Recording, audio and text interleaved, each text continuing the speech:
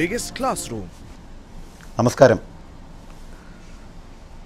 മലയാള ഭാഷയും അതിൻ്റെ സംസ്കൃതിയെയും നമ്മുടെ ജീവിതത്തിൽ പ്രത്യേകിച്ച് വിദ്യാർത്ഥികളിലും യുവജനങ്ങളിലും സർവോപരി സമൂഹത്തിൻ്റെ നാനാ ഭാഗങ്ങളിലും യുക്തമായ രീതിയിൽ എത്തിക്കുവാൻ വേണ്ടി മൈ ടീച്ചർ എന്ന കാര്യപരിപാടിയിലേക്ക് എല്ലാവർക്കും ഒരിക്കൽ കൂടി സ്വാഗതം. നാം മലയാള ഭാഷയുടെ വിചാര വികാര ദീപ്ത സൗന്ദര്യത്തിൻ്റെ ഒരു ആവിഷ്കാരമായി പഠിച്ചുകൊണ്ടിരിക്കുകയാണ്. എന്തിനു വേണ്ടിയാണ് മലയാള ഭാഷ പഠിക്കുന്നത് എന്ന് മിക്ക അധ്യായങ്ങളിലും പറഞ്ഞിട്ടുണ്ടെങ്കിൽ പോലും ഒരിക്കൽ കൂടി അത് ഓർമ്മപ്പെടുത്താൻ വേണ്ടി ഞാൻ ആഗ്രഹിക്കുന്നു. എന്തെന്നാൽ മലയാള ഭാഷ അമ്മയുടെ സ്നേഹം പോലെ, തലോടൽ പോലെ നാം പഠിച്ചെങ്കിൽ മാത്രമേ ആ സ്നേഹത്തിൻ്റെ, ആ ത്യാഗത്തിൻ്റെ അംശം നമ്മുടെ ജീവിതത്തിൽ ശക്തപുത്തായ ഒരു പ്രകൃതി നിയമത്തോട് അനുസൃതമായി ജീവിക്കാൻ ഒരു പ്രേരക ശക്തിയായി മാറി ലോകത്തിന് നന്മയായി പരിലസിക്കുകയുള്ളൂ. ചുരുക്കി പറഞ്ഞാൽ അമ്മയുടെ സ്നേഹം പോലെ ആ സ്നേഹം നാം എങ്ങനെ ഉൾക്കൊള്ളുന്നു എന്നത് വളരെ പ്രധാനപ്പെട്ട കാര്യമാണ്. ആ ഒരു സ്നേഹത്തിന് മുമ്പിൽ ഒരു സമർപ്പണമെന്ന പോലെ ആ ജീവിത സങ്കല്പവും യാഥാർത്ഥ്യവും ഒന്നിച്ച് മനസ്സിലാക്കി നമുക്ക് ഭാഷയുടെ, അതായത് മലയാള ഭാഷയുടെ വിവിധ തലങ്ങളിൽ കൂടി സഞ്ചരിച്ച് നല്ല ഒരു വ്യക്തിത്വ നിർമ്മാണത്തിൻ്റെ പൂർണ്ണതയുടെ ആവിഷ്കാരമായി സമൂഹത്തിൽ പ്രവർത്തിക്കാം. ശരി, നാം കഴിഞ്ഞ അധ്യായം വരെ ഭാഷയുടെ വിവിധ തലങ്ങളിലുള്ള അർത്ഥങ്ങളും പദങ്ങളും വ്യാകരണ സിദ്ധാന്തവും നാട്ടറിവുകളും കവിതകളുടെ ആശയവും എല്ലാം കൂടി പഠിച്ച് മുന്നോട്ട് പോകുകയാണ്. കഴിഞ്ഞ ആഴ്ച നാം പഠിച്ചത് സർവനാമത്തെക്കുറിച്ചാണ്. അപ്പോൾ സർവനാമത്തെക്കുറിച്ച് പഠിച്ചപ്പോൾ സർവനാമം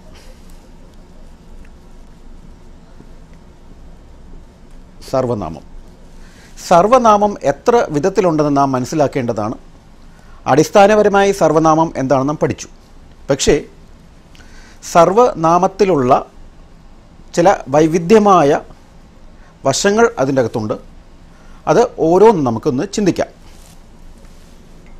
ഒന്ന്, സർവനാമത്തിൽ ഉത്തമ പുരുഷൻ. ഉത്തമ പുരുഷൻ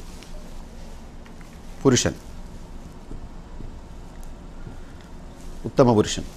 ഉത്തമ പുരുഷനിൽ നാം എന്തൊക്കെ ഉപയോഗിക്കുന്നു? അതായത് പറയുന്ന ആളിനെ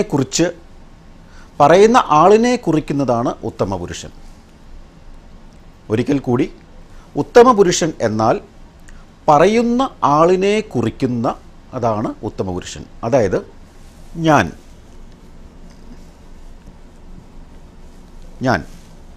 അല്ലെങ്കിൽ ഞാൻ. അതുപോലെ മധ്യമപുരുഷൻ 2.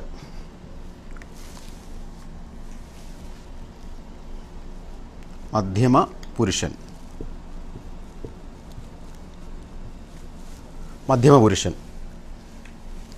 നീ, താൻ.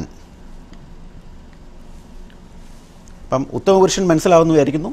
ഞാൻ, എൻ, ഇങ്ങനത്തെ കാര്യങ്ങൾ ഉത്തമപുരുഷനിൽ രേഖപ്പെടുത്തുന്നു. മധ്യമപുരുഷൻ നീ, താൻ. അതുപോലെ പ്രഥമപുരുഷൻ 3.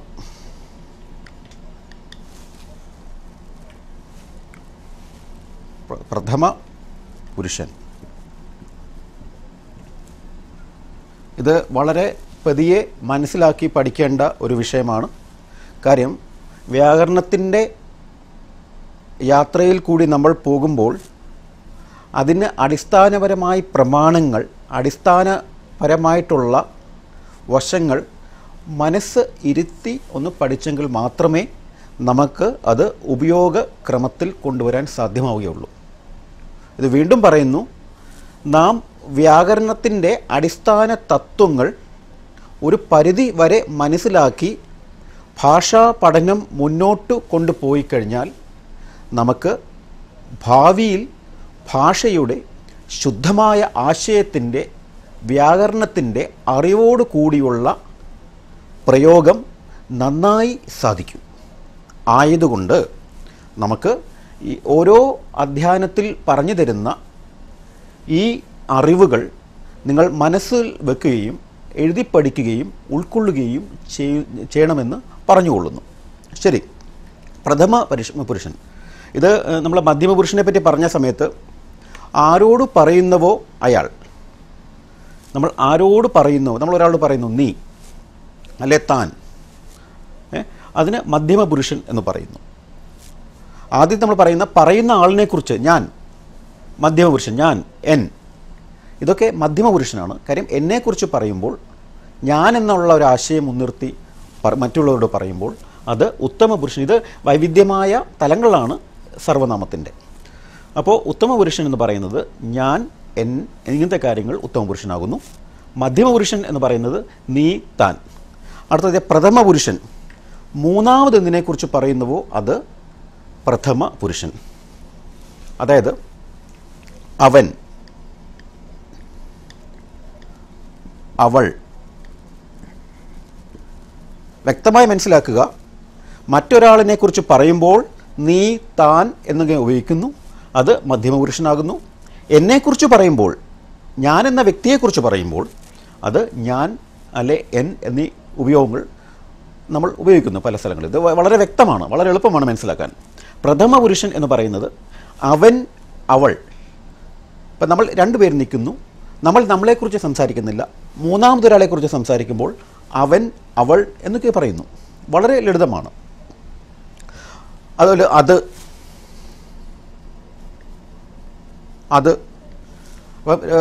അത്, അത്, ഇവൻ, ഇവൾ, ഇതെല്ലാം പ്രഥമ പുരുഷനാണ്. മനസ്സിലായി കാണുമെന്ന് വിചാരിക്കുന്നു. മൂന്നാമതൊരാളെക്കുറിച്ച് പറയുമ്പോൾ അത് പ്രഥമ പുരുഷനാണ്. അതായത് അവൻ, അവൾ, അത്, ഇവൻ, ഇവൾ. ശരി, വ്യാക്ഷേപ സർവനാമം എന്ന് പറഞ്ഞുണ്ട്. ഒന്നാമത്, നാലാമത്തത്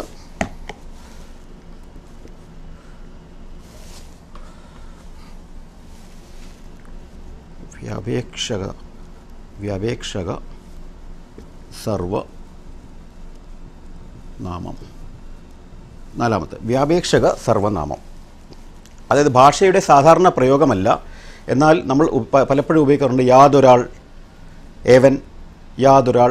ഇതൊരു പ്രത്യേക തലത്തിൽ ഉപയോഗിക്കുന്നത്. യാതൊരാൾ നമ്മൾ അറിയാൻ വയ്യാത്ത മേഖലയിൽ കൊണ്ട് അതിനെക്കുറിച്ച് പറയുമ്പോൾ യാതൊരാൾ, ഏതൊരാൾ, ഏവൻ എന്നൊക്കെ പറയുന്നു.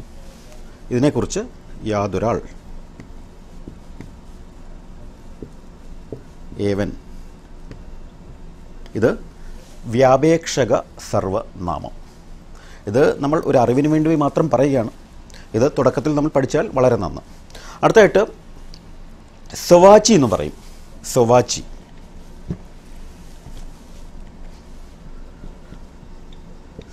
സവാച്ചി, സവാച്ചി. അതായത് തൻ, തൻ എന്ന ഉപയോഗം പലപ്പോഴും നമ്മൾ ഉപയോഗിക്കും. തൻ കാര്യം എന്നൊക്കെ പറയത്തില്ലേ, തൻ. ഇതിന് സവാച്ചി എന്ന് പറയും. അടുത്തതായിട്ട് ചോദ്യ സർവനാമം, നാലാമത്തത്.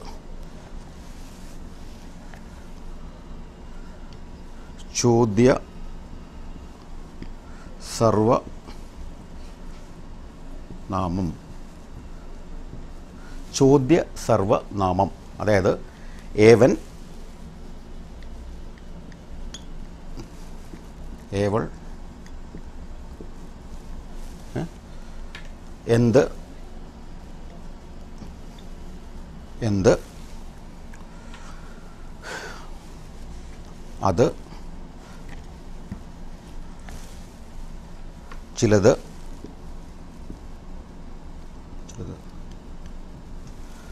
ഇത് ചോദ്യ സർവനാമമായി നാം ഉപയോഗിക്കുന്നു.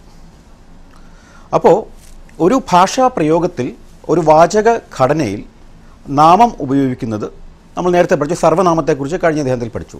സർവനാമത്തിലുള്ള വൈവിധ്യമായ വശങ്ങളാണ് നാം ഇത് പഠിക്കുന്നത്. അപ്പോൾ നേരത്തെ പറഞ്ഞ പോലെ ഉത്തമ പുരുഷൻ എന്ന് പറയുന്നത് പറയുന്ന ആളിനെ കുറിക്കുന്നു. അതായത് ഞാൻ പറയുന്ന എന്തോ ഞാൻ എന്ന് പറയുന്നു, അല്ലെ എൻ എന്ന് പറയുന്നു. ഇത് ഉത്തമ പുരുഷൻ എന്ന് പറയുന്നു. മധ്യമ പുരുഷൻ എന്ന് പറയുന്നത് ആരോട് നമ്മൾ പറയുന്നുവോ, രണ്ടാമതൊരു വ്യക്തിയോട് പറയുന്നുവോ, നീ അല്ലെ താൻ എന്ന് പറയുന്നു, അല്ലേ? അത് മധ്യമ പുരുഷൻ എന്ന് പറയുന്നു. പ്രഥമ പുരുഷൻ എന്ന് പറയുന്നത് മൂന്നാമതൊരാളെക്കുറിച്ച് പറയുന്നുവോ, അവൻ അവൾ എന്നിവ പ്രഥമ പുരുഷൻ. വ്യാപേക്ഷക സർവനാമം അത് ഭാഷയുടെ സാധാരണ പ്രയോഗം പല സ്ഥലങ്ങളിലും പല സ്ഥലങ്ങളിൽ മാത്രമേ ഉപയോഗിക്കുന്നുള്ളൂ. ഇപ്പം യാതൊരാൾ എന്നൊക്കെ പറയത്തില്ല നമ്മൾ ചില പ്രത്യേക വാക്യഘടനയിൽ. യാതൊരാൾ അല്ലെ ഏവൻ ഇതൊക്കെ ശരിക്കും വ്യാപേക്ഷക സർവനാമത്തിൽ പെടുന്നു. അടുത്തായിട്ട് സൊവാച്ചിയെക്കുറിച്ച് കൂടുതൽ നമ്മൾ വ്യാകരണത്തിലേക്ക് കൂടുതൽ പറഞ്ഞുതരാം. അത് ഏവൻ എന്നൊക്കെ പറയുന്നത് സൊവാച്ചി. അതുപോലെ ചോദ്യ സർവനാമം ഏവൻ, ഏത് അല്ലെ ഏവൾ, എന്ത്, അത് ഇതൊക്കെ ചോദ്യഘടനയിൽ ചോദ്യത്തിൻ്റെ അർത്ഥതലങ്ങളിൽ വരുന്ന സർവനാമത്തിൻ്റെ പ്രത്യേകതയായി അത് ഉപയോഗിക്കപ്പെടുന്നു. അപ്പോൾ ഏറ്റവും പ്രധാനപ്പെട്ട ഒരു കാര്യം, നമ്മുടെ വാചകഘടനയിൽ നാമത്തിൻ്റെ ഉപയോഗം സർവനാമത്തിൽ കൂടി അധിഷ്ഠിതമായി വരുമ്പോൾ, അത് പല ഘടകങ്ങളായി വരുമ്പോൾ അതിൻ്റെ ഉപയോഗക്രമം വ്യക്തമായി തിരുന്ന ഒരു വ്യാകരണ രീതിയിൽ വരുമ്പോഴാണ് ഭാഷയുടെ ഉപയോഗക്രമം നന്നായി വരുന്നത്. അതുകൊണ്ടാണ് താല്പര്യത്തോടു കൂടിയുള്ള വാചകഘടനയിൽ നമ്മുടെ ഉപയോഗക്രമം നന്നായി വന്നെങ്കിൽ അത് വാചകം അല്ലെ ആ വാക്യം തെറ്റാതെ എഴുതുവാനും പറയുവാനും സാധിക്കും. അത് വളരെ വ്യക്തമായി ആയി കാണുമെന്ന് വിചാരിക്കുന്നു. ഇത് വളരെ കുറച്ചാണ് പറയുന്നത്. ഇതിൻ്റെ ഉൾക്കൊള്ളുന്ന രീതി വളരെ കുട്ടികളിൽ പതിയായതുകൊണ്ടും മുതിർന്നവർ കേൾക്കുന്നുണ്ടെങ്കിലും ഇത് അതിൻ്റെ അർത്ഥത്തിൽ ഉൾക്കൊണ്ടുകൊണ്ട് പഠിക്കണം എന്ന് പറയുന്നു. അപ്പം ഒന്നും കൂടി പറഞ്ഞിട്ട് നമുക്ക് അടുത്ത അധ്യയനത്തിലേക്ക് പോകാം. ഉത്തമ പുരുഷൻ എന്ന് പറയുന്നത് പറയുന്ന ആളിനെ കുറിക്കുന്നു. ഉത്തമ പുരുഷൻ എന്ന് പറയുന്നത് പറയുന്ന ആളിനെ കുറിക്കുന്നു. അതായത് ഞാൻ അല്ലെ എൻ, അങ്ങനത്തെ എൻ്റെ കാര്യങ്ങൾ അല്ലെ ഞാൻ എന്നുള്ള ആ ഒരു വ്യക്തിയുടെ എങ്ങനെ പറയുന്നുവോ ആ ഒരു അവസ്ഥയാണ് ഉത്തമ പുരുഷനെ കണക്കാക്കുന്നത്. ഇത് സർവനാമത്തിൽ അധിഷ്ഠിതമായത്. മധ്യമ പുരുഷൻ എന്ന് പറയുന്നത് ആരോടോ പറയുന്നുവോ, നീ അല്ലെങ്കിൽ താൻ എന്നൊക്കെ പറയുന്നുവോ മധ്യമ പുരുഷനായി വ്യാഖ്യാനിക്കപ്പെടുന്നു. മൂന്നാമത് പ്രഥമ പുരുഷൻ, അതായത് മൂന്നാമതൊരാളെക്കുറിച്ച് പറയുന്നുവോ, അവൻ അവൾ അല്ലെ ഇവൾ ഇവൻ എന്നൊക്കെ പറയുന്നത് പ്രഥമ പുരുഷനായി നാം പറയുന്നു. നാലാമതായി വ്യാപേക്ഷക സർവനാമം. നേരത്തെ പറഞ്ഞ പോലെ ഇത് ഭാഷയിൽ സാധാരണ ഇതിൻ്റെ പ്രയോഗം പല തലങ്ങളിൽ മാത്രമേ ഉള്ളൂ. അതായത് യാതൊരുവൾ അല്ലെ ഏവൻ എന്നൊക്കെ പറയുന്ന ഉപയോഗക്രമങ്ങൾ പലയിടത്തും ഉണ്ടല്ലോ. അങ്ങനത്തെ കാര്യങ്ങൾ പറയുന്നത് വ്യാപേക്ഷക സർവനാമത്തെപ്പറ്റി പറയുന്നു. സൊവാച്ചി എന്ന് പറയുന്നത് എൻ നേരത്തെ പറഞ്ഞു എൻ അല്ലെ തൻ, ഇതൊക്കെ സൊവാച്ചിയിൽ പെടുന്നു. അതുപോലെ ചോദ്യ സർവനാമം പലയിടത്തും ഉപയോഗിക്കപ്പെടുന്നു. അതായത് ഏവൻ, ഏത് അല്ലെ ഏവൾ എന്നീ പ്രയോഗങ്ങൾ നാം ചോദ്യ സർവനാമത്തിൽ ഉപയോഗിക്കുന്നു. അതൊരു സാമാന്യവാചി എന്നുണ്ട്. സാമാന്യവാചി കൂടുതൽ വ്യാകരണ സിദ്ധാന്തത്തിലേക്ക് നമ്മൾ പഠിക്കുമ്പോൾ അതിനെക്കുറിച്ച് കൂടുതൽ പറഞ്ഞു തരുന്നതായിരിക്കും. ശരി,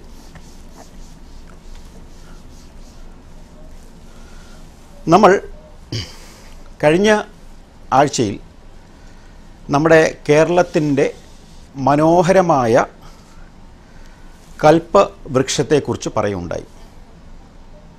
ധാരാളം ആൾക്കാർ ഇതിനെപ്പറ്റി ചോദിക്കുകയും ഇതിൻ്റെ അറിവുകൾ കൂടുതൽ അറിയണമെന്നുള്ളൊരു താല്പര്യം മുൻനിർത്തി നാളികേരം എന്ന ആ ഒരു കേരളത്തിൻ്റെ ഭാഗ്യം എന്ന് പറയുന്ന ആ ഒരു തീർത്ഥമാകുന്ന സമ്പത്ത്, അതൊരു സമ്പത്താണ് മലയാളിയുടെ. ആ സമ്പത്തിന് മുന്നിൽ പ്രണമിച്ചുകൊണ്ട് പറയട്ടെ, നാളികേരം എന്നത് മലയാളിയുടെ അല്ല കേരളത്തിൻ്റെ ഏറ്റവും ശ്രേഷ്ഠമായ ഉന്നതമായ ജീവിത വ്യവസ്ഥയിൽ പരിക്രമത്തിൽ മുന്നോട്ട് പോയിക്കൊണ്ടിരുന്ന ജീവിതത്തിൽ കൂടി തന്നെ പൊയ്ക്കൊണ്ടിരുന്ന പരമ്പരാഗതമായിട്ടുള്ള ഒരു ജീവിത കർമ്മമായിരുന്നു.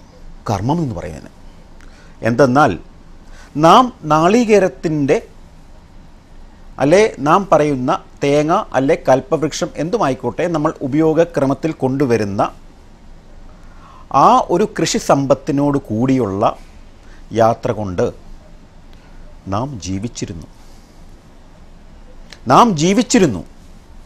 ഒരു കൽപ്പവൃക്ഷം കൊണ്ട് അല്ലെ തെങ്ങ് എന്ന് പറയുന്ന ഈ കൽപ്പവൃക്ഷം കൊണ്ട് നാം ജീവിച്ച കാലമുണ്ടായിരുന്നു.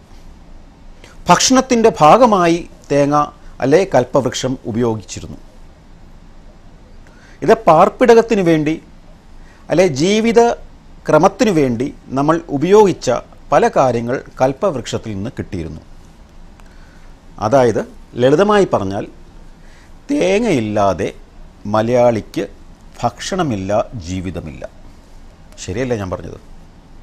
പ്രത്യേകിച്ച് കൊച്ചുകുട്ടികൾ പ്രത്യേകം ശ്രദ്ധിക്കേണ്ടതാണ്. ഈ നാളികേരത്തിൻ്റെയും കൽപ്പവൃക്ഷത്തിൻ്റെയും നമ്മൾ ഉപയോഗിച്ചു വന്ന, ജീവിച്ചു വന്ന, ഇന്ന് മാറിക്കൊണ്ടിരിക്കുന്ന ആധുനികമായ ചിന്തയിൽ കൂടി, ആധുനികമായ ജീവിത പരിക്രമത്തിൽ കൂടി വന്നപ്പോൾ ഇതിൻ്റെ ഉപയോഗം നമ്മുടെ ജീവിതത്തിൽ കുറഞ്ഞു പോയോ എന്ന് ചിന്തിക്കേണ്ടതാണ്. കുറച്ച് അറിവുകൾ, ഇതിനുള്ള നാട്ടറിവുകൾ നിങ്ങൾക്ക് കിട്ടിയാൽ അതൊരു മഹാഭാഗ്യമായി കരുതണം. അത് മറ്റുള്ളവരോട് പറയുകയും ചെയ്യണം. ആദ്യം തുടങ്ങാം നമുക്ക്. അപ്പം നമുക്ക് നേരത്തെ പറഞ്ഞ പോലെ ഈ തേങ്ങയില്ലാതെ മലയാളിക്കൊരു ജീവിതമില്ലായിരുന്നു. നമുക്കറിയാം, ഒരു തേങ്ങാച്ചമ്മന്തി ഉണ്ടെങ്കിൽ ഊണ് കഴിക്കാമെന്നൊരു രീതിയായിരുന്നു മലയാളിയുടെ. കുറച്ച് ചോറും തേങ്ങാച്ചമ്മന്തിയും കൂടെ ഉണ്ടെങ്കിൽ സുഭിക്ഷിതമായ മലയാളി ഭക്ഷണം കഴിച്ചിരുന്നു.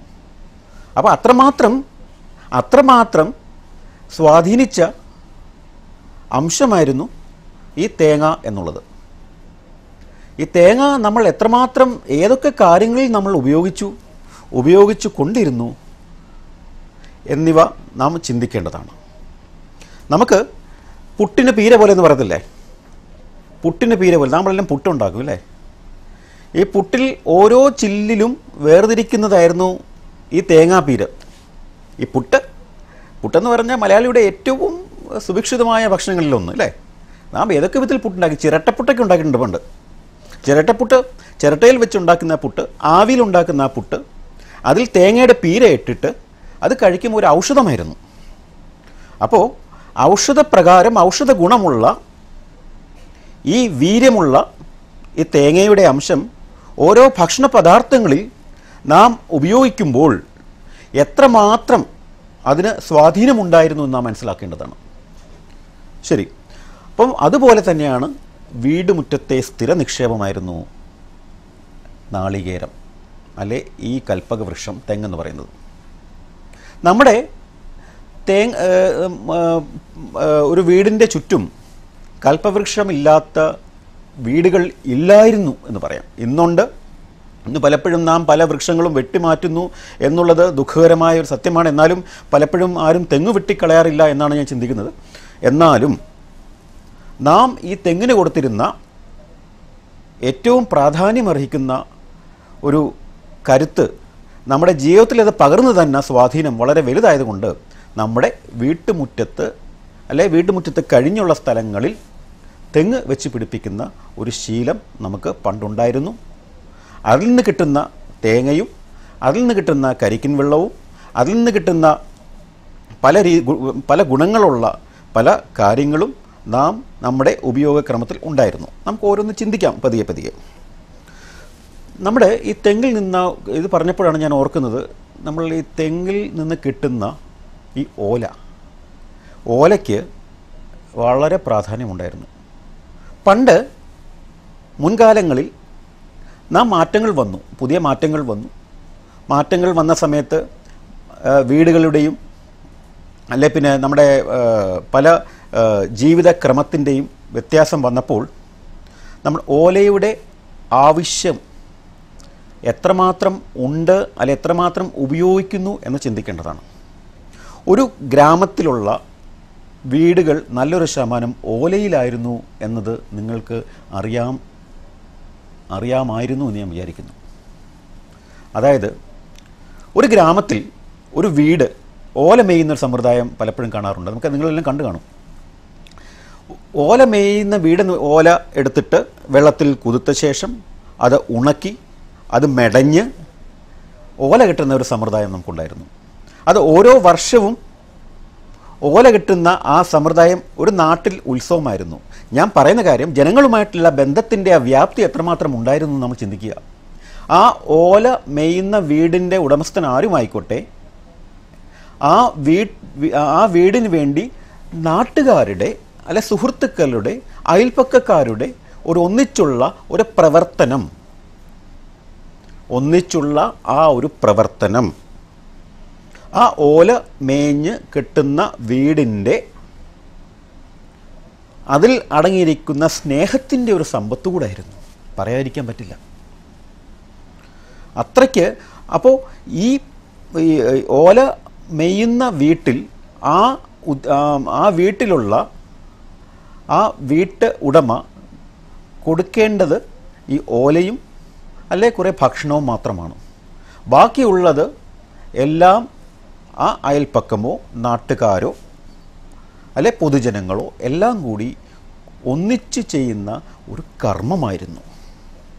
ഇത് പറയാൻ കാര്യമുണ്ട്, ഒരു പ്രത്യേകത ഉണ്ട് ഇതിന്. കാര്യം ഒരുമയുടെ ഒരു പ്രതീകം നമ്മുടെ ഗ്രാമങ്ങളിൽ ഉണ്ടായിരുന്നു. ഈ ഒരുമയുടെ പ്രതീകം എന്ന് പറയുന്നത് മലയാളിയുടെ ഏറ്റവും വലിയൊരു സമ്പത്തായിരുന്നു, കേരളത്തിൻ്റെ ഭാഗ്യവുമായിരുന്നു. അപ്പോൾ ഒരു ഗ്രാമത്ത് ഒരു വീട് മെയ്യാൻ ഒരു നാടിൻ്റെ എല്ലാ ആൾക്കാരും ഒന്നിച്ച് പ്രവർത്തിക്കുക എന്ന് പറയുന്നത് ഒരു വീട് മാത്രമല്ല, പല വീടുകൾ. അവിടെ സ്നേഹത്തിൻ്റെ, ത്യാഗത്തിൻ്റെ, ഒരുമയുടെ ഒരു സന്ദേശം കൂടി ഉണ്ടായിരുന്നു എന്നുള്ളത് ഏറ്റവും ശ്രേഷ്ഠമായ സന്തോഷജനമായ ഒരു കാര്യമാണെന്ന് നാം മനസ്സിലാക്കണം. അപ്പോൾ എന്തുകൊണ്ടാണ് കൽപ്പവൃക്ഷം ഒരു ത്യാഗത്തിൻ്റെ മൂർത്തിഭാവം അല്ലെ സ്നേഹത്തിൻ്റെ വേറൊരു ഭാവമാണെന്ന് പറയുന്നത് ഈ ഒരു കാര്യം കൊണ്ട്. അപ്പോൾ ഓല നമ്മൾ എങ്ങനെയൊക്കെ ഉപയോഗിച്ചിരുന്നു, അതിൻ്റെ ഏറ്റവും വലിയ ഉദാഹരണമാണ് ഒരു വീടിൻ്റെ മേൽക്കൂരകൾ കെട്ടുന്ന ആ ഒരു അവസ്ഥ. ഇത് തുടർച്ചയായി പോയി ഇന്ന് കാലം മാറി, നമുക്ക് ജീവിതക്രമത്തിൽ മാറ്റം വന്നു. ആധുനികതയെ വിമർശിക്കല്ല, ആധുനികതയെ എല്ലാ നല്ല വശങ്ങളും ഉൾക്കൊണ്ട് തന്നെ ഗ്രാമത്തിൻ്റെ സൗന്ദര്യത്തിന് കൊടുത്ത ആ ഓലയുടെ കൽപ്പവൃക്ഷത്തിൻ്റെ മനോഹരമായ ആശയത്തിന് അല്ലെ ആ ഒരു പൂർണ്ണതയ്ക്ക് നാം എന്നും കടപ്പെട്ടിരിക്കുന്നു. ശരി, അതുപോലെയാണ് ആലങ്കാരികമായ കാര്യങ്ങൾക്ക് കൽപ്പവൃക്ഷത്തിൽ നിന്ന് ഉടലെടുക്കുന്ന ഓരോ അറിവുകൾ. പൂക്കുല നമ്മൾ എവിടേക്ക് ഉപയോഗിക്കുന്നു? തെങ്ങിൻ്റെ പല അലങ്കാരികമായ അവസ്ഥയിൽ നാം ഉപയോഗിക്കുന്നു പൂക്കുല. നാളികേരം പല മേളകൾക്കും പല നല്ല കർമ്മങ്ങൾക്കും ഉപയോഗിക്കുന്നു നാളികേരം എന്നൊരവസ്ഥ, നാളികേരം എന്നുള്ള ആ ഒരു അതിൻ്റെ ഉപയോഗം. അങ്ങനെ ആലങ്കാരികമായ കാര്യങ്ങൾക്ക് വേണ്ടി കൂടെ തേങ്ങയുടെ അല്ലെ നാളികേരത്തിൻ്റെ ഉപയോഗം മലയാളിക്ക് ഏറ്റവും കൂടുതലായിരുന്നു എന്ന് വേണം പറയാൻ. അതുപോലെ ഇത് പറഞ്ഞപ്പോഴാണ് ഈ നമ്മൾ തേങ്ങയിൽ നിന്നുണ്ടാക്കുന്ന തേങ്ങാപ്പാലിനെ കുറിച്ച് നിങ്ങൾ കേട്ട് കാണും. തേങ്ങാപ്പാൽ എന്ന് പറയുന്നത് തെങ്ങിൽ നിന്ന് കിട്ടുന്ന, ഇന്ന് തേങ്ങാപ്പാൽ ഇപ്പം നമ്മൾ തേങ്ങയിൽ നിന്ന് പിഴിഞ്ഞെടുക്കുന്ന ഒരു സമ്പ്രദായം നമുക്കുണ്ടായിരുന്നു പണ്ട് പ്രായമുള്ളവർ മുത്തശ്ശിമാർ പ്രത്യേകം അത് പഠിപ്പിച്ചു കൊടുക്കുന്ന ഒരു സമ്പ്രദായം കൊണ്ടുണ്ടായിരുന്നു പുതിയ തലമുറയ്ക്ക്. എന്നതൊക്കെ മാറി വന്നു എന്ന് ഞാൻ കരുതുന്നു. എന്നാലും അത് പഠിപ്പിക്കുന്നവർ ഇന്നുമുണ്ട്, അത് മനസ്സിലാക്കുന്നവരും അത് പുതിയ തലമുറയ്ക്ക് പകർന്നു കൊടുക്കുന്ന ആൾക്കാരും ധാരാളമുണ്ട്. എന്നിരുന്നാലും ഇത് പറയാതിരിക്കാൻ പറ്റുന്നില്ല. അതായത് ഈ സൗന്ദര്യവർദ്ധനയ്ക്ക് തേങ്ങാപ്പാലിൻ്റെ ഉപയോഗം വളരെ വലുതായിരുന്നു. അത് നമ്മുടെ ശരീരത്തിൽ വീണ്ടുകീറുന്ന, ഇത് പഴമക്കാർ പറഞ്ഞു തരുന്ന ഓരോ കാര്യങ്ങളാണ്, ശരീരത്തിൽ വീണ്ടുകീറുന്ന ഓരോ ഭാഗത്ത് ഇത് ഉപയോഗിച്ചു കഴിഞ്ഞാൽ ആ വീണ്ടുകീറൽ ഉണ്ടാകത്തില്ല എന്നാണ് പറയപ്പെടുന്നത്. തേജസ് വർദ്ധിപ്പിക്കാനും അതുപോലെ ശിശുക്കളുടെ ഏറ്റവും ശ്രദ്ധിക്കുക ശിശുക്കളുടെ, ഇത് പ്രത്യേകം ശ്രദ്ധിക്കേണ്ട കാര്യമാണ്, ശിശുക്കളുടെ നഷ്ടപ്പെട്ട ആരോഗ്യം വീണ്ടെടുക്കുവാൻ വേണ്ടി, ശിശുക്കളുടെ നഷ്ടപ്പെട്ട ആരോഗ്യം വീണ്ടെടുക്കാൻ വേണ്ടി തേങ്ങാപ്പാൽ നന്നായി ഉപയോഗിച്ചിരുന്നു. പണ്ട് പ്രായമുള്ളവർ പറയുമായിരുന്നു, ഈ പശുവിൻ പാൽ ദഹിക്കാൻ പ്രയാസമുള്ളവർ തേങ്ങാപ്പാൽ കൊടുക്കുമായിരുന്നു പ്രായമുള്ളവർക്ക്. ഒന്ന് ആലോചിച്ച് നോക്കൂ എത്രമാത്രം ഗുണപ്രദമായിരുന്നു എന്ന്. പണ്ട് പശുവിൻ പാൽ ദഹിക്കാൻ ബുദ്ധിമുട്ടുള്ള പ്രായം ചെന്ന മുതിർന്നവരുണ്ടെങ്കിൽ ആ പ്രായം ചെന്നവർക്ക് ഈ പശുവിൻ്റെ പാൽ പെട്ടെന്ന് ദഹിക്കാൻ സാധ്യമാവില്ലാത്ത അവസ്ഥ വരുമ്പോൾ ഈ തേങ്ങാപ്പാൽ കൊടുക്കും. തേങ്ങാപ്പാൽ കൊടുത്തിട്ട് ആ പ്രായം ചെന്നവർക്ക് ഇത് പോഷകമാണ്, പോഷകസമൃദ്ധമായ ഈ തേങ്ങാപ്പാൽ ഇത് കൊടുത്തു കഴിഞ്ഞാൽ നല്ലവണ്ണം ദഹന ശക്തി ഉണ്ടാകും. ഒന്നുകൂടി പറയട്ടെ, മണ്ണിൻ്റെ ഗുണമുണ്ടായിരുന്നു ഇതിന്. നല്ല മണ്ണിൽ ഉണ്ടാകുന്ന ഈ തെങ്ങ് ധാരാളം ജലസമ്പത്ത് കിട്ടിയിരുന്ന ഈ നാളികേരം, അതുപോലെ കീടനാശിനികൾ ഉപയോഗിക്കാതെ വന്ന തെങ്ങുകൾ, ഇതൊക്കെ തീർച്ചയായും മനുഷ്യന് ഉപകാരപ്രദമായിരുന്നു. ഞാനിപ്പോഴും പറയട്ടെ, ജൈവ വള കൃഷി സങ്കല്പത്തിൽ അധിഷ്ഠിതമായ കൃഷി സമ്പ്രദായത്തിൽ ഇതിൻ്റെ ഉപയോഗം ഇന്നും വളരെ വലുതാണ് എന്ന് ഞാൻ കരുതുന്നു. രാസപദാർത്ഥങ്ങളുടെ അമിതമായ ഉപയോഗവും അതിൻ്റെ സ്പർശനവും അതിനെ എത്രമാത്രം ബാധിക്കുന്നുണ്ടെന്ന് നാം മനസ്സിലാക്കേണ്ടതാണ്. ആയതുകൊണ്ട് നാളികേരം എന്ന കൽപ്പവൃക്ഷത്തിൻ്റെ ഉപയോഗം നാം തികച്ചും മനസ്സിലാക്കി നമ്മുടെ ജീവിതത്തിൻ്റെ ഭാഗമാണെന്ന് കരുതി നാം എങ്ങനെ നമ്മുടെ കുഞ്ഞുങ്ങളെ സ്നേഹിക്കുന്നുവോ അതുപോലെ അതിനെ സ്നേഹിച്ച് നമ്മുടെ പുരയിടങ്ങളിലും വീടിൻ്റെ ചുറ്റുമുള്ള നടാൻ പറ്റാവുന്ന രീതിയിലുള്ള സ്ഥലങ്ങളിൽ നട്ട് വളർത്തണമെന്ന് ഈ സമയത്ത് പറഞ്ഞുകൊള്ളുന്നു. അതുപോലെയാണ് കരിക്കിൻ്റെ ഉപയോഗം നമ്മൾ വളരെ കുറച്ചോ എന്ന് നാം ചിന്തിക്കേണ്ടതുണ്ട്. ശരീരത്തെ തണുപ്പിക്കാനും ഉചിതമായ താപനില സൂക്ഷിക്കാനും, ഉചിതമായ താപനില എന്ന് പറയുന്നത് ടെമ്പറേച്ചർ കൺട്രോൾ ചെയ്യാനും, അതായത് ശരീരം തണുപ്പിക്കുന്നതിനും അതിൻ്റെ ഊഷ്മാവ്, അതിൻ്റെ താപനില ക്രമീകൃതമായി കൊണ്ടുപോകുവാനും കരിക്ക് അതിൻ്റെ ഉപയോഗം വളരെ പ്രാധാന്യമർഹിക്കുന്നതായിരുന്നു. അതുപോലെയാണ് നാം പലപ്പോഴും കണ്ടിട്ടുണ്ട്, വ്യായാമം ചെയ്ത് നമ്മൾ ഈ കുട്ടികൾ പന്ത് കളിച്ചിട്ട് ഓടി വരിക, അല്ലെങ്കിൽ എന്തെങ്കിലും ദൂരെ യാത്ര കഴിഞ്ഞ് ഓടി നടന്നു വരിക, ഇങ്ങനത്തെയൊക്കെ കാര്യം കഴിഞ്ഞ് കഴിഞ്ഞാൽ നമ്മൾ കരിക്കാണ് ഉപയോഗിക്കുന്നത്. ഇതിൻ്റെ ഒരു ഗുണമെന്ന് പറയുന്നത്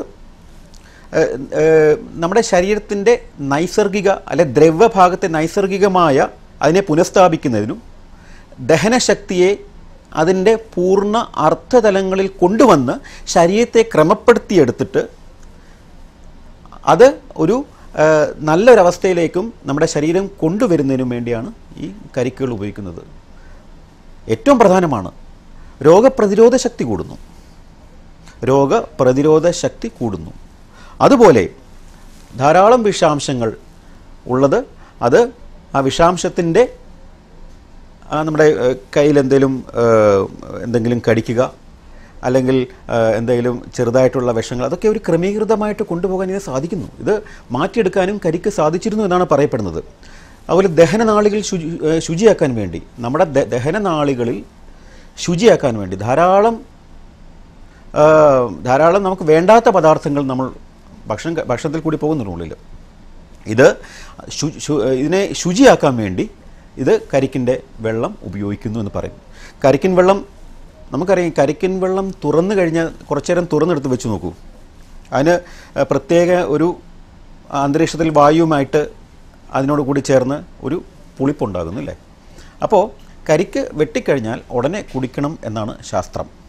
ആ ഉടനെ കുടിച്ചു കഴിഞ്ഞാൽ നമുക്ക് ശരീരത്തിൻ്റെ ഊഷ്മാവ്, ശരീരത്തിൻ്റെ പ്രതിരോധശക്തി, മറ്റു പല മേഖലയിലുള്ള ആ ഒരു സമീകൃതമായ ശാരീരിക ഘടന ഉണ്ടാക്കാനും ഈ കരിക്ക് ഉപയോഗത്തിൽ വരും എന്ന് എല്ലാവർക്കും അറിയാം. എന്നാലും നാം അതിനെ വേണ്ട രീതിയിൽ ഉപയോഗിക്കുന്നില്ല എന്നതാണ് വാസ്തവം. അതുകൊണ്ട് കരിക്ക് നമ്മുടെ ജീവിതത്തിൽ ഉപയോഗിക്കാൻ പറ്റുന്നിടത്തൊക്കെ ഉപയോഗിക്കുക. അതുപോലെയാണ് നമ്മൾ വെളിച്ചെണ്ണ. ഇത് തെങ്ങിൻ്റെ ഒരു നാളികേരത്തിൻ്റെ ഒരു അറിവുകൾ നമുക്ക് പ്രത്യേകിച്ച് മലയാളിക്ക് ആവശ്യമാണ്. പ്രത്യേകിച്ച് പുതിയ തലമുറ, കൊച്ചുകുട്ടികൾ, വളർന്നു വരുന്ന തലമുറയ്ക്ക് വ്യക്തമായ ഒരു ധാരണ കൊടുക്കുവാൻ വേണ്ടി നാം ശ്രമിച്ചില്ലെങ്കിൽ അതൊരു ബുദ്ധിമുട്ടാകും. അപ്പോൾ നാളികേരത്തിൽ അതിലുള്ള ഗുണങ്ങൾ എന്തൊക്കെയുണ്ട്, അതിൻ്റെ വൈവിധ്യമായ ഘടന, ഞാൻ ഇത്രയും കാര്യങ്ങൾ പറഞ്ഞല്ലോ, ഏതൊക്കെ രീതിയിലാണ് അതുകൊണ്ട് ഉപയോഗം നമുക്ക് അല്ലേ. അപ്പോൾ ഇത്രയും ഉപയോഗക്രമം നാം അത് ശരിയായ രീതിയിൽ ഉൾക്കൊള്ളുന്നുണ്ടോ എന്നാണ് നമുക്ക് ചിന്തിക്കേണ്ടത്. ശരി. അപ്പോൾ നമുക്ക് വെളിച്ചെണ്ണയെപ്പറ്റി കഴിഞ്ഞ ആഴ്ച ഞാൻ പറഞ്ഞിരുന്നു. വെളിച്ചെണ്ണ ഒരു ഔഷധമാണ്. വളരെ ചിന്തിക്കേണ്ട ഒരു കാര്യമാണ് ഞാൻ പറയാൻ പോകുന്നത്. വെളിച്ചെണ്ണ ഒരു ഔഷധമാണ്. വെളിച്ചെണ്ണ ദേഹത്തും ശിരസിലും തേച്ചു കുളിക്കുന്ന ഒരു സമ്പ്രദായം മലയാളിക്ക് ഉണ്ടായിരുന്നു. ശ്രദ്ധിക്കുക, വെളിച്ചെണ്ണ ദേഹത്തും ശിരസിലും തേച്ചു കുളിക്കുന്ന ഒരു സമ്പ്രദായം മലയാളിയുടെ ജീവിതത്തിൻ്റെ ഭാഗമായിരുന്നു എന്ന് പറയാം. ഇതുകൊണ്ട് പല പ്രയോജനങ്ങളുണ്ട്. തേച്ചുകുളി എന്ന സമ്പ്രദായം നിങ്ങളെല്ലാവരും കേട്ട് കാണും. കൊച്ചു കുഞ്ഞുങ്ങളെ വരെ തേച്ച് കുളിപ്പിക്കും. തേച്ച് കുളിപ്പിച്ചിട്ട് അവിടെ നിർത്തിയ ശേഷം കുറച്ച് എണ്ണയൊക്കെ പിടിച്ച് അതിനുശേഷമുള്ളൊരു കുളി ശരീരത്തിന് എത്രമാത്രം ഗുണം ആണെന്ന്, ശരീരത്തിനും മാത്രമല്ല മനസ്സിനും എത്രമാത്രം ഗുണമുള്ളതെന്ന് എല്ലാവർക്കും അറിയാവുന്ന കാര്യമാണ്. പക്ഷേ നമുക്ക് സമയമില്ല എന്നുള്ള ഒരു ചിന്ത വരുമ്പോൾ, എത്ര പെട്ടെന്ന് എന്ത് കാര്യം സാധിക്കാം എന്നുള്ള ഒരു ചിന്തയിൽ കൂടി മാത്രം മുന്നോട്ട് പോകുമ്പോൾ നാം ഇതിനെയൊക്കെ വിസ്മരിച്ചു പോകുന്നു എന്നുള്ളതാണ് ദുഃഖസത്യം. ശരി. അപ്പം ഇതിന് എന്തൊക്കെയാണ് ഗുണങ്ങളെന്നറിയാമോ? നമ്മുടെ ജരാനരകളെ അകറ്റുന്നു വെളിച്ചെണ്ണയുടെ ഉപയോഗം. അതുപോലെ ഏറ്റവും പ്രധാനമാണ് പാചകത്തിൻ്റെ ഒരു അംശം. പണ്ട് ഈ പ്രായമുള്ളവർ, പ്രത്യേകിച്ച് ചില മുത്തശ്ശിമാരൊക്കെ ഈ പച്ചക്കറികൾ എണ്ണയിൽ പൂർണ്ണമായും വഴറ്റി പാകപ്പെടുത്താറുണ്ട് നമ്മളിന്നല്ലേ. ഈ പച്ചക്കറികൾ എണ്ണയിൽ പൂർണ്ണമായിട്ട് വഴറ്റി പാകപ്പെടുത്താറുണ്ട്. പക്ഷേ അങ്ങനെയാണോ? ഇത് തെറ്റായ ഒരു രീതിയാണെന്നാണ് പറയപ്പെടുന്നത്. ഇപ്പോഴും മുത്തശ്ശിമാരും പാചകം ചെയ്യുന്ന പല ആൾക്കാരും പറയുന്നത് ഇത് തെറ്റായ ഒരു രീതിയാണ്. കാര്യം ഇങ്ങനെ ചെയ്യുമ്പോൾ അതിലുള്ള പോഷക ഗുണങ്ങൾ നഷ്ടപ്പെടുകയും, കാര്യം നമ്മൾ വെളിച്ചെണ്ണയിലിട്ടിട്ട് ഈ പച്ചക്കറികളെല്ലാം കൂടി ഒന്നിച്ച് പെട്ടെന്ന് ഒരു കറിയാക്കി എടുക്കുകയോ അത് ഉപയോഗക്രമത്തിൽ കൊണ്ടുവരികയോ ചെയ്യുന്ന ഒരു രീതിയാണ് നമ്മളുടെ. പക്ഷേ ഇതിൻ്റെ ഏറ്റവും പ്രശ്നം എന്താണെന്നറിയാമോ? ഇതിൻ്റെ പോഷക ഗുണങ്ങൾ നഷ്ടപ്പെടുന്നു. അതുകൂടാതെ ഈ എണ്ണ അമിതമായി നമ്മൾ ഉപയോഗിക്കുന്നു. ശ്രദ്ധിക്കുക, ഇതിൻ്റെ പോഷക ഗുണങ്ങൾ നഷ്ടപ്പെടുന്നു, അമിതമായിട്ടുള്ള എണ്ണ നമ്മൾ ഉപയോഗിക്കുന്നു. അപ്പോൾ എന്താണ് ചെയ്യേണ്ടത്? എങ്ങനെയാണ് നാം ചെയ്തുകൊണ്ടിരുന്നത്? പണ്ട് ഈ പച്ചക്കറികൾ വേവിക്കുമായിരുന്നു. വേവിച്ചെടുത്ത ശേഷം അതിന് പാകമായിട്ടുള്ള വെളിച്ചെണ്ണ അതിൽ ഉപയോഗത്തിൽ കൊണ്ടുവന്ന അങ്ങനെയുള്ള ഒരു ഭക്ഷണ രീതിയായിരുന്നു, പാചകം ചെയ്യുന്ന ഒരു ഭക്ഷണ രീതിയായിരുന്നു നമ്മുടേത്. ആദ്യം വേവിച്ച ശേഷം ആവിയിൽ വന്ന ശേഷം അതിനുശേഷം അതിന് അനുസൃതമായി, അതിന് എത്രമാത്രം ആവശ്യകതയുണ്ടോ അതിനനുസരിച്ചുള്ള വെളിച്ചെണ്ണ അതിൽ ഉപയോഗിച്ച ശേഷമുള്ള ഒരു പാചകമായിരുന്നു നമ്മളുടേത്. ഇത് നാട്ടറിവാണ് കേട്ടോ, മുത്തശ്ശിമാർ പറഞ്ഞു തരുന്ന അറിവാണ് കേട്ടോ. കാര്യം പറയാതിരിക്കാൻ പറ്റില്ല, അവരുടെ അറിവ് നമ്മൾ അംഗീകരിച്ചേ തീരൂ. ഇന്ന് കണ്ടുവരുന്ന മാറാരോഗങ്ങളും പലപ്പോഴും വെളിച്ചെണ്ണ ഉപയോഗിക്കുന്ന സമയത്ത് അധികമായി നാം ഉപയോഗിക്കുന്ന പ്രശ്നങ്ങൾ ഇതിൻ്റെ ഒരു ഉപയോഗക്രമത്തിൻ്റെ ഒരവസ്ഥയിലേക്ക് ഇങ്ങനെയാണ് മാറിയിട്ടുള്ളതെന്ന് സംശയിക്കപ്പെടുന്നു. അപ്പോൾ മിതമായ രീതിയിൽ, ഉപയോഗക്രമത്തിൻ്റെ രീതിയിൽ അത് എവിടെ എങ്ങനെ ഉപയോഗിക്കണമെന്ന് നാം മനസ്സിലാക്കുന്ന ഒരു പ്രവണത നമ്മളിൽ അസ്തമിച്ചു പോയത് കൊണ്ടാണ് ഇങ്ങനെയുള്ള പ്രശ്നങ്ങൾ നമുക്ക് ഉണ്ടാകുന്നത്. അപ്പം വെളിച്ചെണ്ണ ഒരു ഔഷധമാണ്. വെളിച്ചെണ്ണയുടെ ഒരു ഉപയോഗക്രമം ഞാനിപ്പം പറഞ്ഞ പോലെ പാചകത്തിൻ്റെ കാര്യം പറഞ്ഞല്ലോ, ഇത് കൂട്ടി ഇളക്കി ഒന്നിച്ചുണ്ടാക്കുന്ന ഒരു പ്രവണത വരുമ്പോൾ അമിതമായി നാം വെളിച്ചെണ്ണ ഉപയോഗിക്കുന്നു. അതുകൂടാതെ അതിൻ്റെ പോഷകങ്ങൾ, മറ്റുള്ള അസുഖങ്ങൾ വരാൻ പ്രേരണയാകുന്ന ആ പോഷകത്തിൻ്റെ അംശവും രോഗപ്രതിരോധത്തിന് അടങ്ങിയിരിക്കുന്നുള്ള ആ ഒരു അംശവും ഇല്ലാതാകുമ്പോൾ എങ്ങനെ രോഗം വരാതിരിക്കും? ശരി, അപ്പോൾ അങ്ങനെയുള്ള പരിക്രമണ വ്യവസ്ഥയിൽ വെളിച്ചെണ്ണയുടെ ഉപയോഗം മലയാളിക്ക് അതീവമായി വളരെ ജാഗ്രത തന്ന് മനുഷ്യൻ്റെ ഉള്ളറുകളിലേക്ക് പ്രവഹിച്ച് ജീവിത സംസ്കാരത്തിനു വേണ്ടി ഒരു നന്മയായ ജീവിതത്തിൽ കൂടി പോകുന്ന ഒരു ശീലമായിരുന്നു മലയാളിയുടേത്. അതുപോലെ എന്തെന്ത് അറിവുകൾ നമ്മൾ ഈ ഭക്ഷണം കഴിക്കുമ്പോൾ, ഇതൊക്കെ ലളിതമായ കാര്യങ്ങൾ നമ്മുടെ മുത്തശ്ശിമാർ പറഞ്ഞാണ്. ഭക്ഷണം കഴിക്കുമ്പോൾ ഈ നമ്മുടെ ശരിക്കുള്ള ഈ ചോറ് കഴിക്കുമ്പോൾ വെന്ത വെളിച്ചെണ്ണ അതിൻ്റെ കൂടെ കൂടി കഴിക്കുമായിരുന്നു. വെന്ത വെളിച്ചെണ്ണയും ചോറിൽ കുറച്ചൊഴിച്ച് കഴിക്കുമായിരുന്നു. അതൊക്കെ ഔഷധമാണ്. പണ്ടുണ്ടായി നെഞ്ചരിച്ചിലൊക്കെ ഉണ്ടാകുമല്ലോ, നെഞ്ചരിച്ചിലൊക്കെ അങ്ങനത്തെ അവസ്ഥയൊക്കെ ഉണ്ടാകുമല്ലോ, അതൊക്കെ മാറാൻ വേണ്ടിയുള്ള നല്ലൊരു ക്രമമായിരുന്നു എന്ന് പറയപ്പെടുന്നു. അപ്പോൾ ഏതൊക്കെ രീതിയിലാണ് നാം അത് പ്രായോഗിക തലത്തിൽ നമുക്കതിൻ്റെ ഗുണം എന്ന് നാം ചിന്തിക്കണം. ഏറ്റവും പ്രധാനമാണ് മുടിയുടെ വളർച്ച. നല്ല ഒന്നാന്തരം വെളിച്ചെണ്ണ, പണ്ട് കാലത്ത് പറയുമ്പോൾ ആട്ടിയ വെളിച്ചെണ്ണ അല്ലെ ആയിക്കോട്ടെ, അങ്ങനെ യാതൊരു മായവും ചേർക്കാതെ, അതുപോലെ വെന്ത വെളിച്ചെണ്ണ, ഏറ്റവും പ്രാധാന്യം അറിയിക്കുന്ന ഈ വെന്ത വെളിച്ചെണ്ണ കുട്ടികളുടെ ശരീരത്തിൽ നല്ലതുപോലെ ശരീരത്തിന് പുരട്ടിയ ശേഷം കുറച്ചു നേരം നിർത്തിയ ശേഷം കുളിപ്പിക്കാൻ കൊണ്ടുപോയെങ്കിൽ, അങ്ങനെ കുളിക്കുന്ന ഒരു രീതി കൊച്ചു കുഞ്ഞുങ്ങൾക്ക് വന്ന് ചേർന്നാൽ ചർമ്മത്തിന് അത് ഗുണവും രോഗപ്രതിരോധം, അതുപോലെ മനസ്സിൻ്റെ ഉള്ളിൽ ഒരു കുളിർമയും ശരീരത്തിന് കുളിർമയും ഉണ്ടാകുമെന്നത് തീർച്ചയാണ്. എത്രമാത്രം മഹത്തായ കാര്യങ്ങളാണ് ഈ വെളിച്ചെണ്ണയിൽ കൂടി നമുക്ക് കിട്ടുന്നത്. ഇത് പറയാതിരിക്കാൻ പറ്റുകയില്ല.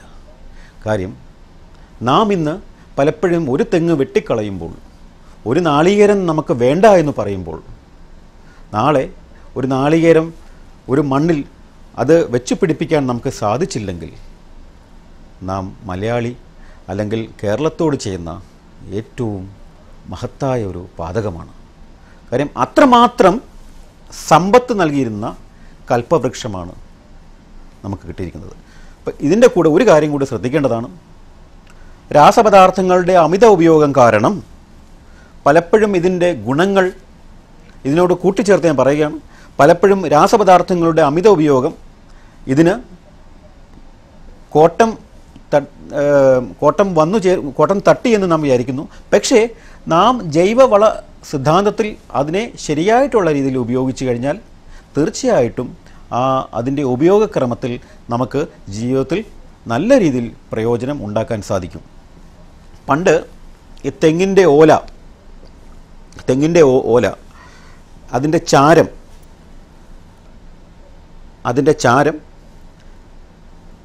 വെളിച്ചെണ്ണയുമായി ചേർത്ത് വലിയ വലിയ വ്രണങ്ങൾ വരുമായിരുന്നു. പണ്ട് വ്രണങ്ങൾക്ക് വരുന്ന സമയത്ത് അതിൽ ഒന്ന് പുരട്ടിക്കഴിയുമ്പോൾ ഇത് മാറിക്കിട്ടുമായിരുന്നു. ഞാൻ പറഞ്ഞ തെങ്ങിൻ്റെ ഓല, അതിൻ്റെ ചാരം, ഇത് പഴമക്കാർ ഉപയോഗിച്ച് വന്ന കാര്യങ്ങളാണ്. ഇതിൻ്റെ ചാരം വെളിച്ചെണ്ണയിൽ അത് കൂട്ടിക്കലർത്തി ഈ വ്രണങ്ങളിൽ പുരട്ടിക്കഴിഞ്ഞാൽ അത് മാറിക്കിട്ടും എന്ന് വരെ പറയുന്നു. അപ്പോൾ ഇത്രയും കാര്യങ്ങൾ പറഞ്ഞത് കൊണ്ട് ഇതിൻ്റെ ഗുണവശങ്ങൾ നിങ്ങൾക്ക് തീർച്ചയായിട്ടും ഒരു പരിധിവരെ മനസ്സിലായി കാണും എന്ന് വിചാരിക്കുന്നു. നല്ല മണ്ണിനോട് സ്നേഹമുള്ള, നല്ല മഴയോട് സ്നേഹമുള്ള, പ്രകൃതിയുടെ കൂടെ ജീവിക്കുന്ന ഒരവസ്ഥ നമ്മുടെ മനസ്സിൻ്റെ ഉള്ളിൽ, നാം ജീവിക്കുന്ന അന്തരീക്ഷത്ത് കേരളത്തിൽ ഓരോ സമയത്തും നമ്മുടെ മനസ്സിൻ്റെ ഉള്ളിൽ വന്നില്ലെങ്കിൽ ഇന്ന് കണ്ടുവരുന്ന വേനലിൻ്റെ ഏറ്റവും കൂടിയ വശം താളപ്പിഴയായിട്ടുള്ള കാലാവസ്ഥാ പരിക്രമം ഇത് ഇങ്ങനെ വന്നു പോയി കഴിഞ്ഞാൽ എന്ത് നാം ചെയ്യും? നമ്മൾ ഓരോരുത്തരും വിചാരിച്ചു കഴിഞ്ഞാൽ കേരളത്തിൻ്റെ കൽപ്പവൃക്ഷം തീർച്ചയായിട്ടും അതിൻ്റെ പ്രത്യേക തലങ്ങളിൽ തന്നെ അതിൻ്റെ ഉപയോഗക്രമത്തിൽ മനസ്സിലാക്കി അത് നട്ടുപിടിപ്പിക്കുമെന്ന് വിചാരിക്കട്ടെ. ശരി, നമ്മുടെ ഭാഷയുടെ ഏറ്റവും പ്രധാനപ്പെട്ട കാര്യമാണ് നന്നായി സംസാരിക്കുക, നാം സംസാരിക്കുന്നത് എന്താണെന്നറിയുക, മറ്റുള്ളവരെ പറഞ്ഞു മനസ്സിലാക്കുക. ശ്രദ്ധിക്കുക, നാം എന്താണ് പറയുന്നത്, നാം പറയുന്നത് മറ്റുള്ളവർക്ക് മനസ്സിലാകുന്നുണ്ടോ എന്നുള്ള കാര്യവും നാം ശരിയായ രീതിയിലാണോ പറയുന്നത് എന്നതും 3 കാര്യവും പ്രസക്തമാണ്. അവിടെയാണ് നല്ല മലയാളം നന്നായി സംസാരിക്കുക, നന്നായി പറയുക, അല്ലെ നന്നായി എഴുതുക എന്നുള്ള കാര്യങ്ങൾ നാം മനസ്സിലാക്കേണ്ടത്. അടുത്ത സമയത്ത് ഒരു രക്ഷകർത്താവിനോട് സംസാരിക്കുന്ന സമയത്ത് പറയണ്ടേ, രക്ഷകർത്താവ്, ഇതിൻ്റെ തെറ്റും ശരിയും പറഞ്ഞുതരാം. നല്ല മലയാളം അപ്പം രക്ഷകർത്താവ് രക്ഷാകർത്താവ്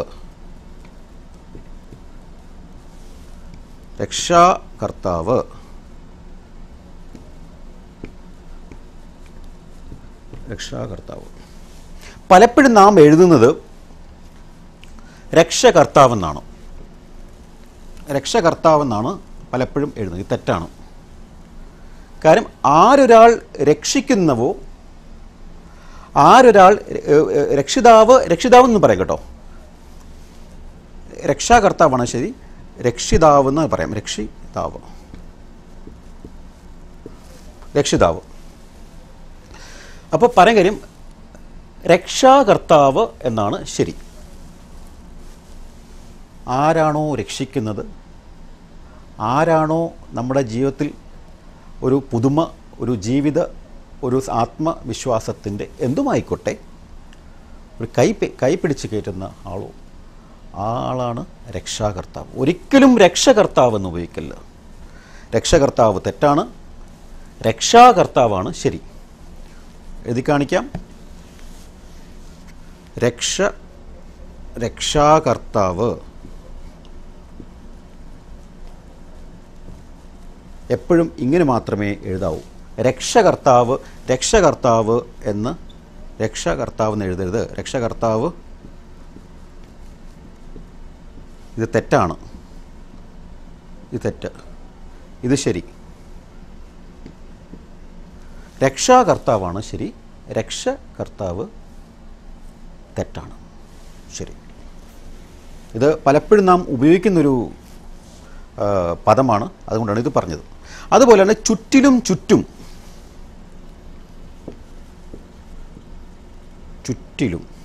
നമ്മൾ പറയത്തില്ലേ,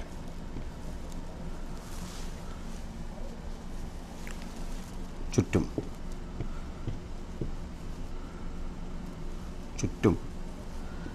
ചുറ്റും. ഇത് നാല് പുറത്തും എന്നാണ് അർത്ഥം. 4 വശത്തും അല്ലെ 4 പുറത്തും എന്നാണ് ചുറ്റിലും ചുറ്റും എന്നർത്ഥം. ചുറ്റിനും 4 ചുറ്റിനും എന്ന് പറയില്ല, ചുറ്റിനും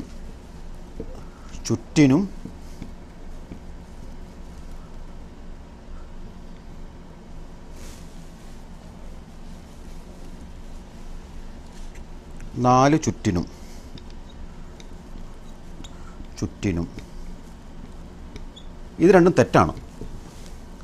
ചുറ്റിലും ചുറ്റും എന്നാണ് പറയേണ്ടത്. ചുറ്റിലും ചുറ്റും എന്ന് പറയാൻ 4 വശത്തും 4 ഭാഗങ്ങൾ, അതിൻ്റെ അർത്ഥം അങ്ങനെ തന്നെ ആയിക്കഴിഞ്ഞു. അപ്പോൾ പിന്നെ 4 ചുറ്റിനും എന്ന് പറയില്ല, ചുറ്റിനും പറയില്ല. പലപ്പോഴും ചുറ്റിനും എന്ന് പല പറയാറുണ്ട്. ചുറ്റിനും തെറ്റാണ്, ചുറ്റിലും ചുറ്റും ഇതാണ് ശരി.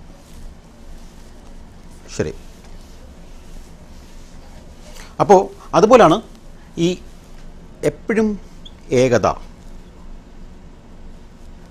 ഏകത പലപ്പോഴും ഞാൻ പറഞ്ഞുതരാം. ഈ പദം ഇതിന് അർത്ഥം ഒരിക്കൽ ഒരിടത്ത്, ഒരിക്കൽ ഒരിടത്ത്. പിന്നെ നമ്മൾ ഉപയോഗിക്കുന്ന ഏകത, ഏകത ശ്രദ്ധിക്കുക, ഏകത മനസ്സിലായോ? ഏകത ഇത് ഒരിക്കൽ ഒരിടത്ത്. ഏകത ഒന്ന് എന്ന സ്ഥിതി, ഒന്ന് ഒന്ന് എന്ന സ്ഥിതി, ഒന്ന് എന്ന ആശയം. അല്ലെങ്കിൽ ഐക്യം എന്ന് പറയത്തില്ലേ, ഏകത, ഐക്യം, ഏകത, ഏകത ഒന്ന് അല്ലെ ഐക്യം. വേറെണ്ണമുണ്ട് ഏകത,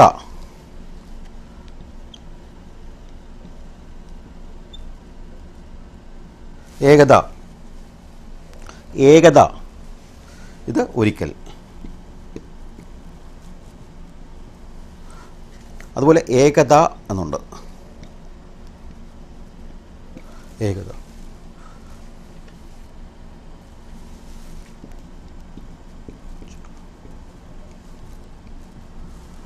അപ്പം ഏകത എന്ന് പറയുന്നത്, ഈ ഏകത ഒരിക്കൽ ഒരിടത്ത്, ഏകത എന്ന് പറയുന്നത് ഒന്ന് അല്ലെ ഐക്യത്തെ കുറിക്കുന്നത്, ഏകത എന്ന് പറയുന്നത് ഒരിക്കൽ, ഏകത എന്ന് പറയുന്നത് ഒരുമിച്ച്.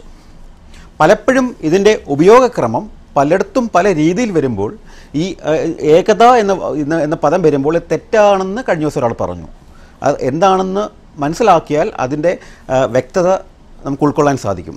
ഈ ഏകത എന്ന് പറയുന്നത് ഒരിക്കൽ ഒരിടത്താണ്, ഏകത എന്ന് പറയുന്നത് ഐക്യം അല്ലെ ഒന്ന്, ഏകത എന്ന് പറയുന്നത് ഒരിക്കൽ, ഏകത എന്ന് പറയുന്നത് ഒരുമിച്ച്. ഇങ്ങനെ ഒരു പദത്തിന് പല രീതിയിൽ നമുക്ക് എഴുതാം. പല അക്ഷരങ്ങളുടെ ചെറിയൊരു അക്ഷരം മാറിക്കഴിയുമ്പോൾ അതിൻ്റെ അർത്ഥം വേറേതാകുന്നു. അപ്പോൾ പലപ്പോഴും ഈ സാഹിത്യത്തിൻ്റെ അല്ലെ പല പുസ്തകങ്ങളിലും പല രീതിയിലും അതിൻ്റെ ഉപയോഗക്രമം വരുമ്പോൾ അത് ശരിയാണോ തെറ്റാണോ എന്ന് നാം വീണ്ടും ചിന്തിക്കും. അപ്പം ഇങ്ങനെയുള്ള ഒരു പദത്തിൻ്റെ ആ പദവിന്യാസം നാം തീർച്ചയായിട്ടും ഒരു ദിവസമെങ്കിലും ഒരു പദം പഠിക്കേണ്ടത് അത്യാവശ്യമായ കാര്യമാണ്. കുട്ടികൾ പ്രത്യേകിച്ച് എഴുതിയിടുക. ഇത് ഏകത എന്ന് പറയുന്നത് ഒരിക്കൽ ഒരിടത്ത്, ഏകത എന്ന് പറയുന്നത് ഒന്ന് അല്ലെ ഐക്യം, ഏകത എന്ന് പറയുന്നത് ഒരിക്കൽ, ഏകത എന്ന് പറയുന്നത് ഒരുമിച്ച്. മനസ്സിലാക്കാണെന്ന് വിചാരിക്കുന്നു. ശരി, നാം മലയാള ഭാഷയിൽ കൂടി പോകുമ്പോൾ നമ്മുടെ പ്രധാനപ്പെട്ട ഒരു ചിന്തയാണ് മഴ എന്ന് പറയുന്നത്. ഇത് ഇത്രയും കാര്യം പറഞ്ഞപ്പോൾ മഴയെക്കുറിച്ച് പറയാതിരിക്കാൻ പറ്റത്തില്ല നമുക്ക്.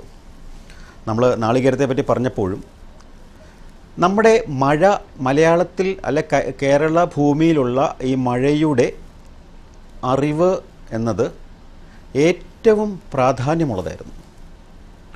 മഴവെള്ളത്തിനു പുറമെ നൂറ്റാണ്ടുകളായി ഭൂമിയിൽ പാറക്കെട്ടിലും അടരുകളിലും, ചെറിയ ചെറിയ അടരുകളുണ്ട്, ചെറിയ ചെറിയ ഈ കുഴി പോലുള്ള സ്ഥലങ്ങളിൽ അടരുകളിലും ജലമുണ്ടായിരുന്നു. അതുപോലെ ഭൂഗർഭ ജലസമ്പത്ത്, ഭൂമിയിലടിയിലുള്ള ആ ജലസമ്പത്ത് പല തരത്തിലായിരുന്നു നമ്മൾ അറിയപ്പെടുന്നത്. അത് ഒരു ചെറിയ 3-4 കാര്യങ്ങൾ നിങ്ങൾക്ക് പറഞ്ഞുതരാം.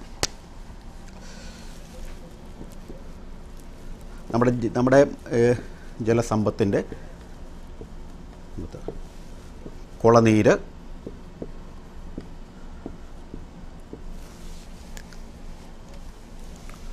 പനിനീര്, കുളനീര്, പനിനീര്, കൽനീര്,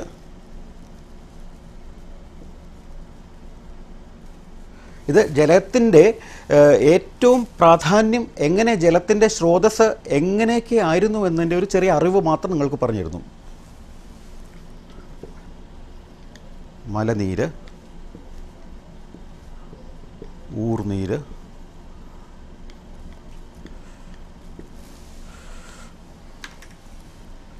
അപ്പോൾ ഇങ്ങനെയുള്ള പല ജലസമ്പത്തിൻ്റെ പലതരം നീര് ഒഴുക്ക് നമുക്ക് കേരള ഭൂമിയിൽ വന്നുകൊണ്ടിരുന്നത് കുളനീര്, പനിനീര്, കൽനീര്, മലനീര്, ഊർനീര് എന്നിവയിൽ കൂടി ആയിരുന്നു എന്നത് വളരെ പ്രാധാന്യത്തോടു കൂടി നാം ചിന്തിക്കേണ്ട ഒരു കാര്യം. ഒന്നുകൂടെ വളനീര്. ഭൂമിയുടെ താപവ്യവസ്ഥയ്ക്കും ഭൂമിയുടെ ഏറ്റവും ആ ഒരു പ്രശ്നാധിഷ്ഠിതമല്ലാത്ത ഒരു രീതിയിൽ മണ്ണിനെ പരിപോഷിപ്പിക്കുന്ന രീതിയിലുമുള്ള ആ ഒരു അവസ്ഥ, മണ്ണിൻ്റെ ഗുണഭംഗിയിൽ കൂടിയുള്ള നീരൊഴുക്ക് എല്ലാം കൂടി വന്നപ്പോൾ, അങ്ങനെയുള്ള അവസ്ഥയിൽ വന്നപ്പോൾ ആ വെള്ളത്തിൻ്റെ അംശം കൊണ്ട് കൃഷി ചെയ്ത ഒരു രീതി നമുക്കുണ്ടായിരുന്നു. മഴവെള്ളത്തിന് കൂടാതെ നാം പറയുന്നത്. അപ്പം ഇത്രയും കാര്യങ്ങൾ നമ്മൾ ഒന്ന് മനസ്സിലാക്കുക. ജലസമ്പത്ത് മലനാടിൽ, പ്രത്യേകിച്ച് കേരളത്തിൻ്റെ ജീവിത സമ്പ്രദായത്തിൽ വന്നുകൊണ്ടിരുന്നത് കുളനീര്, പനിനീര്, കൽനീര്, മലനീര്, ഊർനീര്, വളനീര്, ഇത് എല്ലാം കൂടി വന്നപ്പോൾ നമ്മുടെ മണ്ണിൻ്റെ നനവും ഒലിവും ഉറവും നന്നായി വന്നിരുന്നു. മണ്ണിൻ്റെ നനവും അലിവും ഉറവും നന്നായി വന്നിരുന്ന ഒരു രീതി ഉണ്ടായിരുന്നു. അപ്പോൾ ഇത്രയും കാര്യങ്ങൾ, അടിസ്ഥാനപരമായ കാര്യങ്ങൾ നിങ്ങൾക്ക് മനസ്സിലായി കാണുമെന്ന് വിചാരിക്കുന്നു. നിങ്ങൾ കൂടുതൽ ഭാഷയുടെ ആശയങ്ങൾ പഠിക്കേണ്ടതുണ്ട്, ഉൾക്കൊള്ളേണ്ടതുണ്ട്. അടുത്ത അധ്യയനത്തിൽ നമുക്ക് ഈ ജലസമ്പത്തിനെക്കുറിച്ച് കൂടുതൽ പഠിക്കാം. ഈ കാര്യങ്ങൾ നിങ്ങൾക്ക് നന്നായി ഉൾക്കൊള്ളുകയും ജീവിതത്തിൻ്റെ ഒരു ഭാഗമാക്കുകയും ചെയ്യണമെന്ന് അപേക്ഷിച്ചുകൊണ്ട് സമർപ്പിച്ചുകൊണ്ട് നമുക്ക് വീണ്ടും അടുത്ത അധ്യയനത്തിൽ കാണാം. നന്ദി, നമസ്കാരം.